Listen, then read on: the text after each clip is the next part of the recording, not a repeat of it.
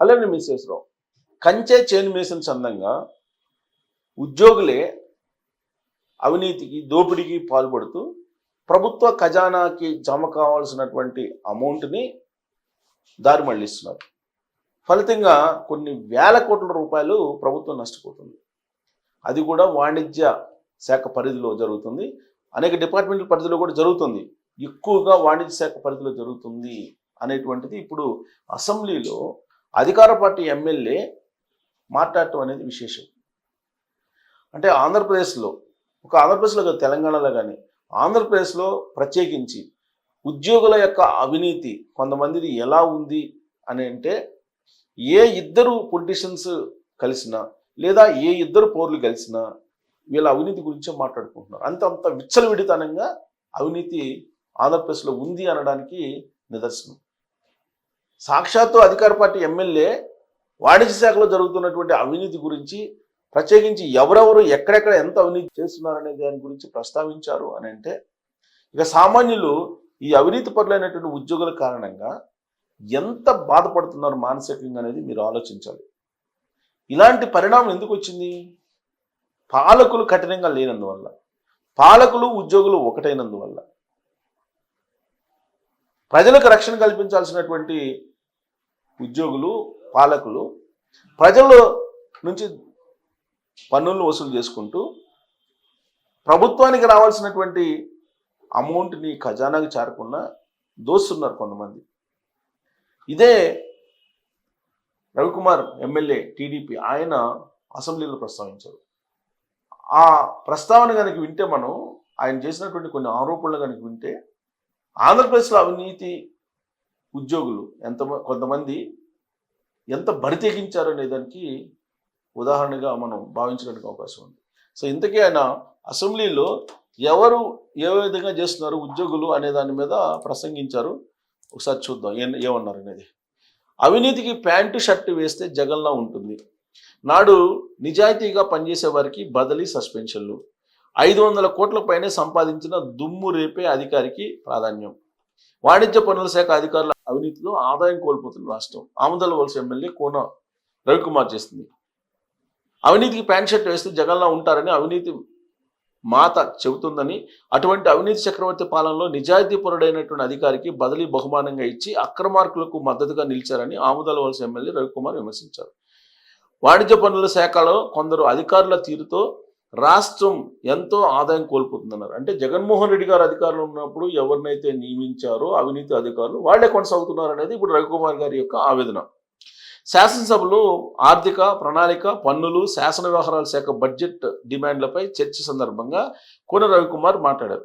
గత ప్రభుత్వంలో విశాఖలో ఒక స్టీల్ వ్యాపారి 975 కోట్లు పన్ను ఎగవేసినట్లు ఓ సహాయ కమిషనర్ గుర్తించి నోటీసు ఇస్తే ఆయన్ను పాడేరుకు బదిలీ చేసి తర్వాత సస్పెండ్ చేశారని తెలిపారు. ఇది గత ప్రభుత్వం ఏం జరిగిందంటే, ఒక స్టీల్ వ్యాపారి 975 కోట్లు అవినీతికి పాల్పడ్డారని చెప్పి ఒక అధికారి గుర్తించి నోటీస్ ఇస్తే దానికి బహుమానంగా అతనికి బదిలీ వేయటంతో పాటు సస్పెండ్ చేశారని చెప్పి గుర్తు చేశారు. ఆ వ్యాపారి హైకోర్టుకు వెళ్ళి సంబంధిత అధికారికి పన్ను అసెస్మెంట్ చేసే అర్హత లేదంటూ పిటిషన్ వేశారని, తర్వాత సుప్రీంకోర్టు కూడా వెళ్ళారని తెలిపారు. కేసు మళ్ళీ హైకోర్టుకు వచ్చి 2 ఏళ్ల 8 నెలలు అవుతున్నా కాంపిటెంట్ అథారిటీ ఎవరనే విషయంలో జీఎస్టీ అధికారులు కౌంటర్ వేయకపోవడం ఏమిటని ఆగ్రహం వ్యక్తం చేశారు.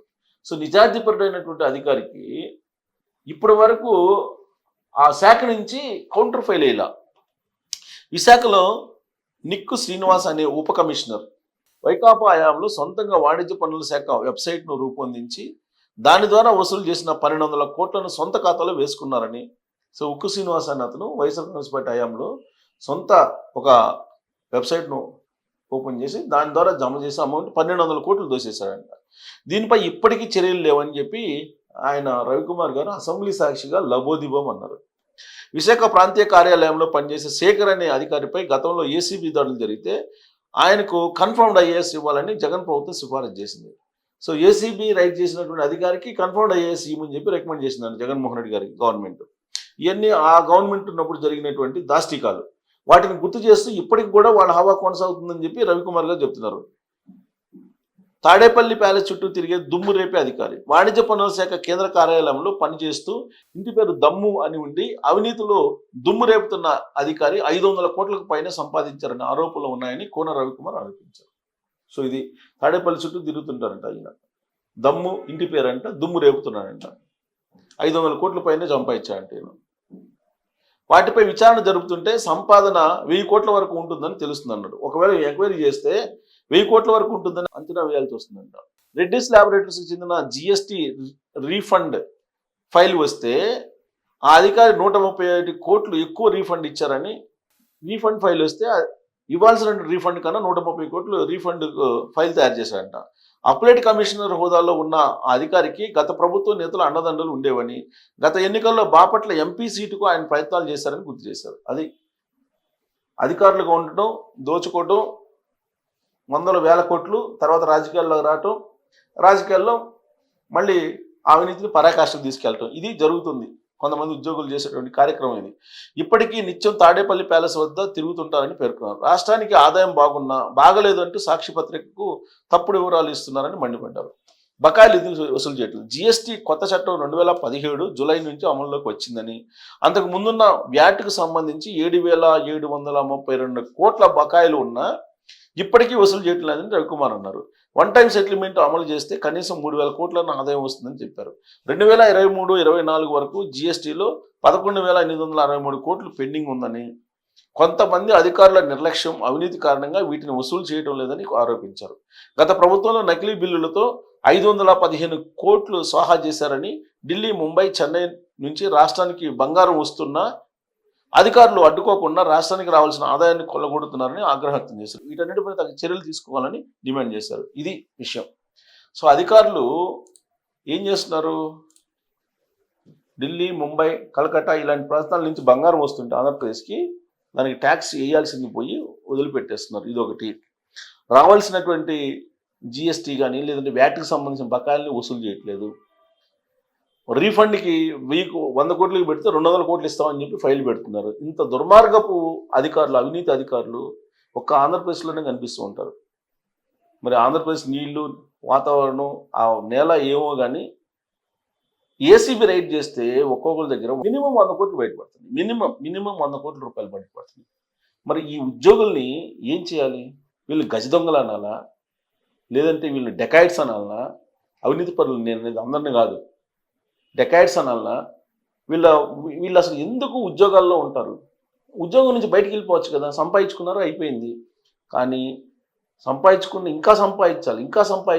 నెక్స్ట్ ఎలక్షన్కి ఏదైనా పార్టీతోటి టైఅప్ అయిపోయి పోటీ చేసి ఎమ్మెల్యేగాను ఎంపీగాను అడుగు పెట్టాలి, పరాకాష్ఠకు తీసుకెళ్ళాలి ఇంకా అవినీతిని. ఇంతకంటే దౌర్భాగ్యమైనటువంటి జీవితం ఇంకోటి ఉండదు. సమాజాన్ని వీళ్ళు గంజాయి మొక్కలాగా తయారయ్యారు అవినీతి పరులైనటువంటి కొంతమంది ఉద్యోగులు. గంజాయి మొక్కలు ఇంకా నయం, మత్తిస్తాయి అంతవరకు. కానీ వీళ్ళు మొత్తం వైరస్ని ఎక్కిస్తున్నారు. సమాజంలో అసలు మొత్తం క్యాన్సర్ని ఎక్కిచ్చేసారు. సమాజానికి క్యాన్సర్ని ఎక్కించి, అవినీతి క్యాన్సర్ని ఎక్కిచ్చేసి దాంతో సమాజాన్ని చంపేసేటువంటి ప్రయత్నం చేస్తున్నారు. మరి ఇలాంటి ఉద్యోగుల్ని ఏం చేయాలనేటువంటి విషయాన్ని ఎమ్మెల్యే రవికుమార్ గారు అసెంబ్లీలోనే ఆయన ప్రశ్నించారు అని అంటే, అక్కడ ఉన్నటువంటి అవినీతి అధికారులు వాలకం ఎలా ఉందనేది మీరు కూడా కామెంట్ చేయొచ్చు. Thank you.